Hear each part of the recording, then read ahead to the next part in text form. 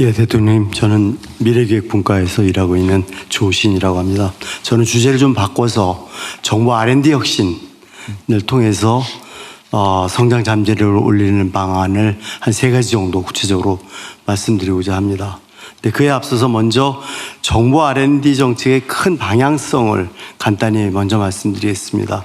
그 방향성이라는 것은 정부는 민간이 할 수 없는 것에 집중을 해야 되겠다는, 어쩌면 너무나 지극히 당연한 이야기가 되겠습니다만, 그러면 R&D에서 민간이 하기 힘든 일이라는 게 뭐냐? 그러면 결국은 굉장히 긴 시간을 요구하고 불확실성이 매우 큰 프로젝트들, 대표적으로 원천 기술을 개발한다거나 기초 연구를 한다거나 고급 인력 양성을 20년, 30년에 걸쳐서 한다거나, 이런 것들은 기업이 하기도 힘들고 하려고도 하지 않는 일들입니다. 그런데 지난 50년간을 돌이켜보면 사실 정부 R&D는 우리나라 경제 발전에 굉장히 크게 기여를 했습니다. 정부가 선진국을 따라잡을 수 있는 전략 기술을 잘 픽업을 해서 출연연한테 그걸 상용화해라 하고 맡기면 상용화를 하고, 그걸 기업이 제품화하는 소위 전형적인 추격형 혁신 전략을 취해왔고, 그것이 오늘날 성장하는 데 굉장히 큰 기여를 한 것이죠. 그런데 이제 더 이상 이런 추격형 혁신 전략은 통하지가 않게 되었다는 건 우리가 공감하는 이야기입니다. 왜냐? 우리가 선진국이 되어버렸기 때문입니다. 그래서 더 이상 벤치마킹할 사례가 왜 없겠습니까마는 현저하게 줄어들었다. 우리 스스로가 새로운 것을, 완전히 새로운 것을 찾아야 되는 형편이 되었다라는 것이고요.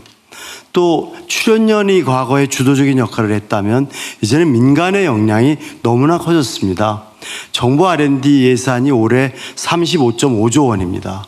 그런데 민간 R&D 예산이 작년 최종 집계가 아직 안 됐습니다만 약 110조 원 정도가 될 거로 예상됩니다. 그 중에서 오늘 삼성전자 얘기가 좀 너무 많이 나와서 그렇긴 합니다만, 작년에 삼성전자가 37.7조 원을 썼습니다. 그렇기 때문에 이들이 가지고 있는 기술 역량은 이제 출연연하고 물론 역할이 다르다는 걸 제가 강조하는 것이죠. 그래서 이제 뭔가 새로운 돌파구가 필요한데, 불행히도 아직 정부 부처들은 과거의 성공 방정식에 좀 매달려 있는 그런 상황이고, 그러다 보니까 주로 3년 미만의 어떤 그런 단기 상용화 프로젝트들을 출연연 같은 데다가 주로 줘가지고 빨리 뭔가 성과를 만들어내려는 조급증이 있습니다. 그럼 이제 과연 이런 상황을 타개하기 위해서 우리가 뭘 해야 되겠느냐? 아까 말씀드린 대로 3가지를 말씀드리겠습니다. 첫 번째는 출연연을 향후에 10년 후에 시장에서 상용화할 수 있는 것들. 아까 김성식 부의장이 말씀드린 대체 불가능한 원천 기술을 개발하는 메카로 육성을 해야 합니다. 그러기 위해서는 뭐 극단적인 숫자를 좀 몇 가지 든다면, 이제 그들에게는 3년짜리 프로젝트 이런 건 주면 안 됩니다.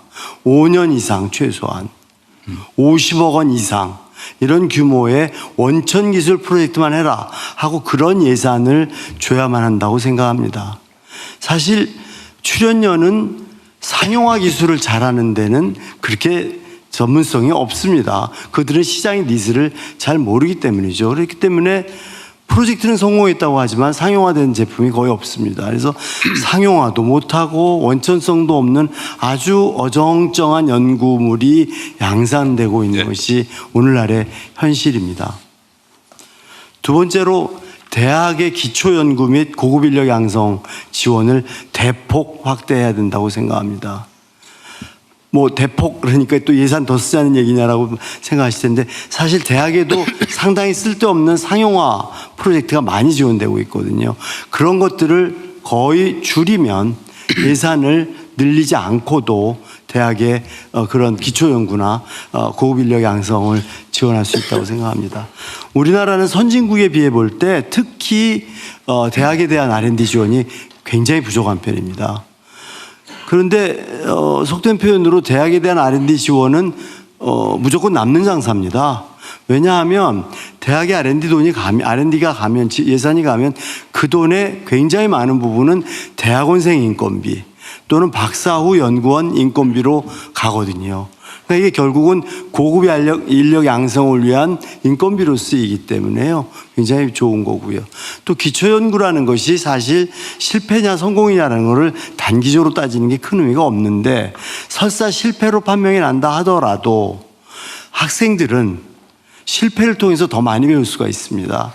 그렇기 때문에 기업에서 상용화가 실패하는 것은 굉장히 그것은 문제가 될 수 있지만 대학에서의 기초연구는 실패 자체가 거름이 됩니다.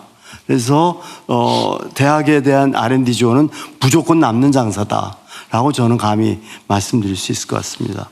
마지막으로 세 번째, 과학기술혁신본부, 지금 과기정통부에 이제 속해 있죠. 여기에 컨트롤 타워 기능을 강화해야 합니다. 물론 과기혁신본부가 예산이라든가 여러 가지 면에서 일정한 정도의 독립성을 갖고 있지만 사실은 개별 산업부처에 대한 통제권이라든가 예산처하고의 어떤 그런 이슈라든가 하는 거에 있어서 그립이 강할 수가 없습니다. 그래서 굉장히 후달립니다. 제가 보기에는요. 과거보다는 훨씬 좋아졌습니다. 그런데 각 부처가 현재는 R&D를 바텀업 방식으로 이제 R&D 프로젝트를 선정을 하거든요. 그러다 보니까 이 사람들이 좀 동네 축구 하듯이 그 당시에 관심이 화제가 되는 프로젝트로 우르르 몰립니다. 뭐 산업부, 기후환경부, 이런 식으로 중소기업부 다 몰려드는 겁니다.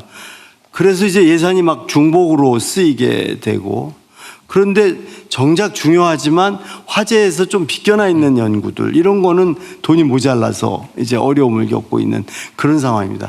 그렇기 때문에 과기혁신본부가 탑다운 방식으로 그립을 세게 잡고, 국가적으로 전략적으로 매우 중요한데 지금 소외되고 있는 그런 곳들에 대해서 예산을 반드시 할당을 하도록 하고, 그다음에 우르르 몰려서 중복되어 있는 것들은 과감하게 삭감을 함으로써 예산의 효율성을 높이는 것이 필요하다고 생각합니다. 세 가지를 좀 길게 말씀을 여쭙습니다만, 마지막으로 연구는 제가 생각에 패션을 가지고 해야, 패션 즉 열정을 가지고 해야 되는 것입니다. 그런데 불행히도 패션 즉 유행을 따라가는 경향이 있는 것 같습니다. 그래서 패션은 같되 패션을 따라가지는 말자라는 말씀을 드리면서 제 이야기를 마무리하겠습니다. 경청해 주셔서 감사합니다. 네, 뭐 다 맞는 말씀이시고요.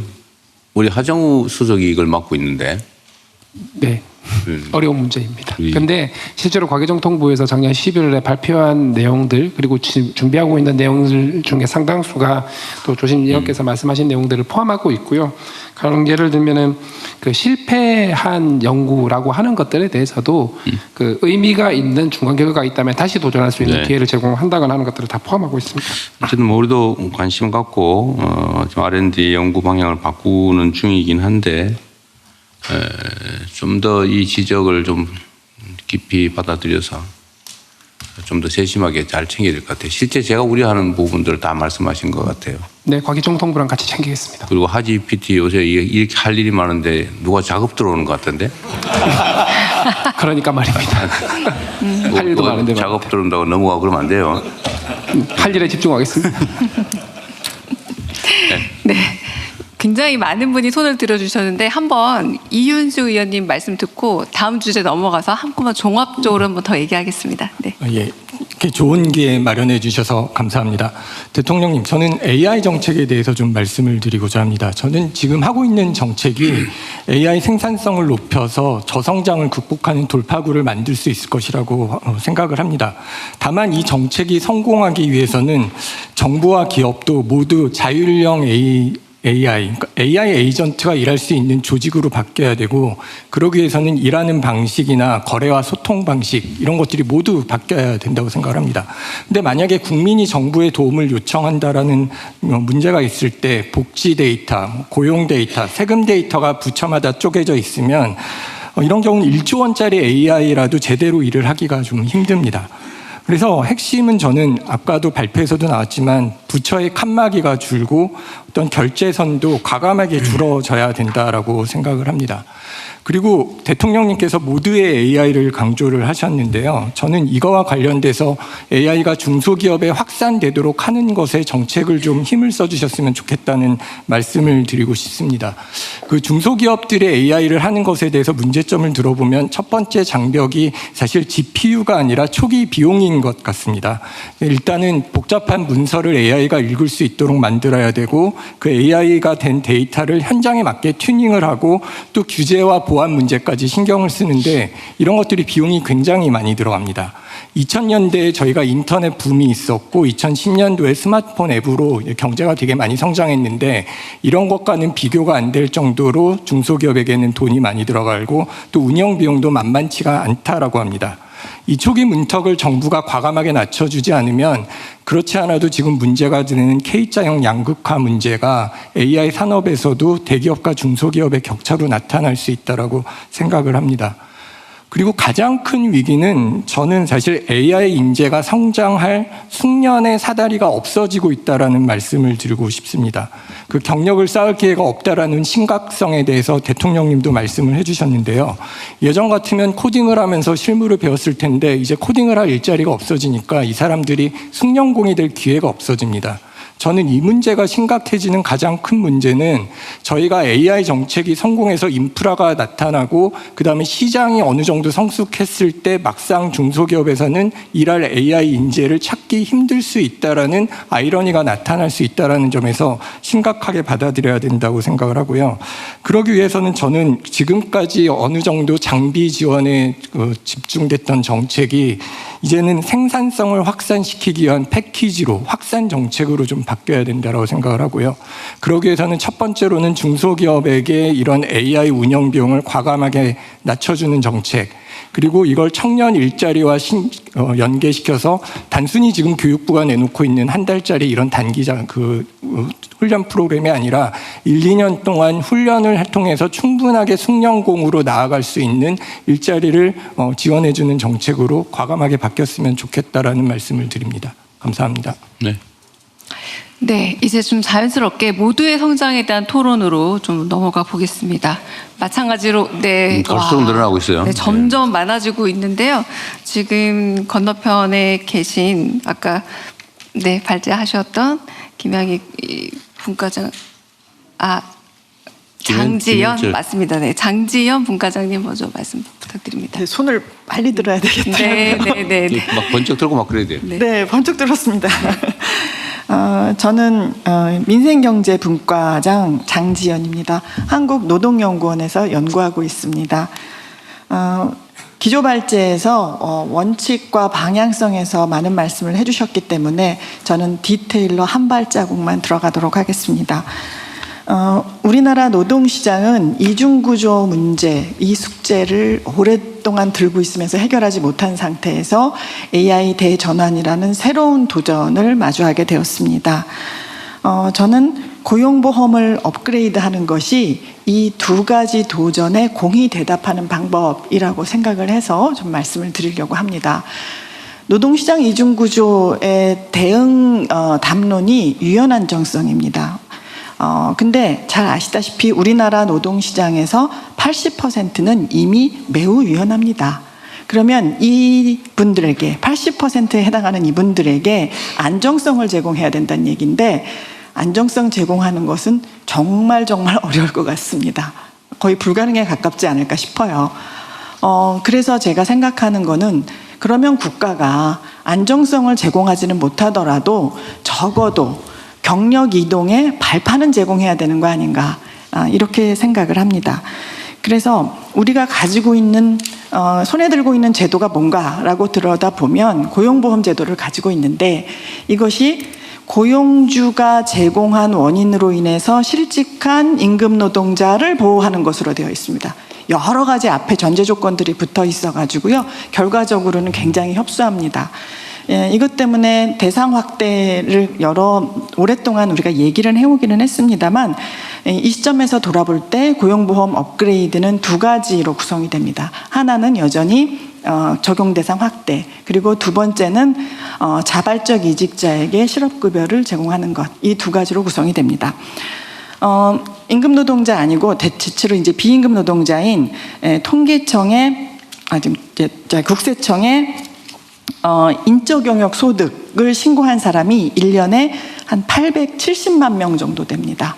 이 중에 한 10% 채 안 되는 84만 명이 고용보험에 들어와 있습니다. 요거는 2022년 노무 제공자로 대상 확대를 하는 그 계기로 들어온 사람들인데요. 우리 제도 확대 그 자리에 멈춰 있습니다. 더 이상 확대되지 않고 그 자리에 있으니까 지금 다시 돌아가 볼 때이고요. 두 번째로 자발적 이직자의 경우에도 우리나라는 전 세계적으로 가장 보수적인 입장을 취하고 있습니다. 대기 기간을 두고 그다음에 교육 훈련하고 연계하고 그런 전제 조건 하에서 자발적 이직자에게도 실업급여를 지급하는 것이 바람직하다고 생각을 하고요. 지금 정부에서도 청년층을 대상으로 생애 한 번에 한해서 자발적 이직자에게도 실업급여를 수급하겠다라는 계획을 가지고 계신 것으로 알고 있는데 굉장히 좋은 출발이라고 생각합니다. 조금 더 적극적으로 빠르게 나아가셔도 좋지 않을까 생각을 합니다. 요컨대 고용보험의 업그레이드라는 것은 고용 형태 불문하고 폭넓게 보호하고 이직 사유 불문하고 모든 실업자에게 경력 이동의 발판을 제공하는 것이 돼야 된다. 이런 말씀 드리고 싶습니다. 네. 노동 문제는 참 언급하기도 뭘 하기도 예민한 문제여서 매우 조심스럽기는 한데요. 근데 우리가 있는 문제를 없는 척하고 덮어놓거나 외면하면은 문제가 더 악화되죠. 아까 그 유연성이 80% 정도로 이미 확보되어 있다 이렇게 말을 하는데, 근데 그 유연화를 막기 위한 제도라고 하는 게 있잖아요. 예를 들면 2년이 지나면 반드시 정규직을 만들어야 된다 뭐 이런 거 있잖아요. 그러니까 어떤 일이 벌어졌냐면 절대 2년 이상 고용을 안 해요. 1년 11개월 만에 이제 끝내버리는 거죠. 그러니까 이게 이제 정규직화를 강제하기 위해서 만든 제도인데 실제로는 오히려 2년 이하로 고용하는 걸 강제하는 결과를 빚잖아요. 그러니까 근데 이런 얘기 잘못하면 반노동적이라고 비난받을 가능성이 많아서 아무도 말을 안 해요. 근데 저는 최소한 반노동적이라고 평가받기는 좀 어려워서 내가 이런 얘기를 좀 용감하게 하는 거거든요. 노동부 장관도 노동자 출신 아닙니까? 그 중에서 뭐 소위 과격하다고 평가받는 민주노총 출신이잖아요, 또. 근데 아무 문제 없잖아요, 그죠? 처음엔 정말 걱정들 많이 했거든요. 회사 사장하고 있던 산업부 장관. 이거 혹시 다 말아먹는 거 아니야? 뭐 그런 걱정이 있었잖아요. 이거 혹시 뭐 특혜주고 막 엉망진창을 하지 않을까 막 그런 걱정들 하는데 실제로 안 그렇거든요. 그래서 예를 들면 노동에 대한 규제도 우리가 이념과 가치나 아니면 이런 데 너무 매이지 말고 실용적으로 접근을 해야 됩니다. 세상 사는 게 실용이잖아요. 그래서 이건 정말 언젠가는 지금도 노사정위, 요즘으로는 뭐라더라, 경산호위, 거기서 얘기를 좀 하긴 하는데 자정이 예민해요. 그러나 실제로 연구를 하신다니까 그 연구를 잘 아시겠지만 실용적으로 진짜 노동자들을 위한 장기적으로 진짜 노동에 도움이 되는 그런 정책을 만들어야 됩니다. 과감하게.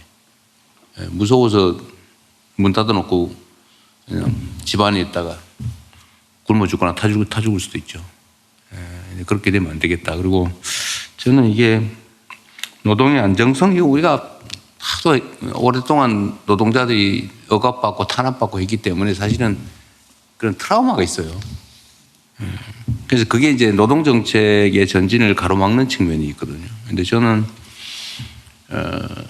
안정성을 계속 지금 강조를 하는데 저는 안정성이라고 하는 게 이미 다 훼손돼 버렸어요. 왜냐하면 안정적 고용을 하지 않아, 아예 정규직 절대 안 뽑아요. 웬만하면 다 하청 주거나 아니면 뭐 계약직으로 하거나 뭐 온갖 꼼수를 통해서 정규직을 아예 뽑지를 않아 버려요.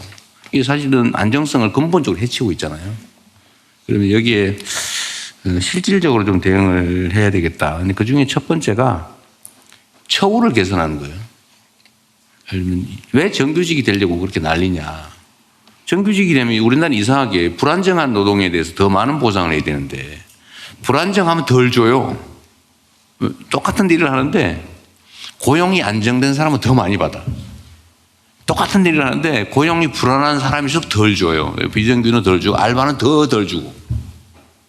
희한해요, 이게. 이게 근본적으로 잘못됐거든요. 근데 만약에 불안정성에 대한 보상이 정상적으로 주어진다. 예를 들면 노동에 대한 수요는 일정하게 있을 거 아닙니까?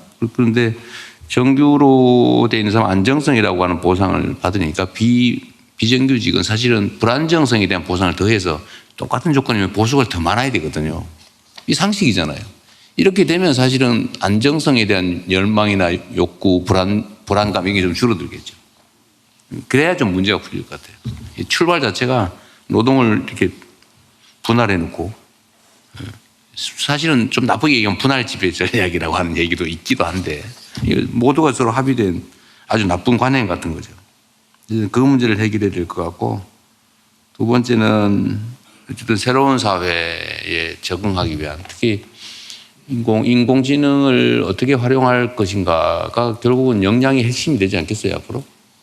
모든 노동의 핵심이 아마 인공지능을 얼마나 잘 활용하냐. 이게 될 가능성이 많죠. 문화예술인들 혹시 모르겠지만. 그래서 이 모든 국민들에게 AI에 접근할 권리 또는 교육받을 권리 그런 기회를 보장하는 것도 중요한 일일 것 같아요. 그게 진정한 의미의 노동을 강화하는 길일 것 같기도 합니다. 고용보험 문제도 그렇죠. 요즘 사실 저는 현장에서 이렇게 보면 자발적 실업에 대해서는 실업수당을 안 주니까 다 권고사직 하잖아요. 권고사직 되잖아요. 그러니까 사장하고 사용자하고 서로 합의해가지고 권고사직 형식으로 실제로 사퇴해요. 내가 이런 얘기하면 또 문제가 되잖아? 아, 현실이야, 사실은. 아, 권고 좀 해주세요, 사직을. 그래, 그러지 뭐. 왜냐면 뭐 좋은 게 좋은 거라고. 어쨌든 그게 현실이니까 이것도 사실은 자발적 실업은 안 된다. 그러니까 이게 자발적 실업에 대해서 보상을 안 하는 게 아니고 편법, 탈법을 그냥 광범위하게 허용하는 결과를 있잖아요. 그러니까 사람들이 법을 지키는 것보다 안 지키는 게 당연한 것처럼 뭐 이 정도 탈법이야 뭐 더 거대한 탈법, 범법에 비하면 뭐 내가 뭘 잘못했다고 할 수 있나? 이런 생각 들잖아요. 이것도 다 사실 교정해야 될 부분입니다. 다 정상적으로 하자고요. 자발적으로 실업도 필요해서 했겠지. 실업수당 받으려고 실업하는 사람이 어디 있어 세상에. 그렇잖아요. 그거는 자발적 실업은 지가 좋아서 그만둔 거니까 실업수당 안 준다. 이런 이상한 생각을 우리가 하고 있는 거지. 이건 매우 전근대적이잖아요. 그것도 수정해야 될 부분 같기도 합니다. 우리 국민들께서도 같이 한번 이런 문제 한번 같이 고민해 보자는 취지로 제가 길게 말씀드렸어요. 매우 중요한 과제였어요.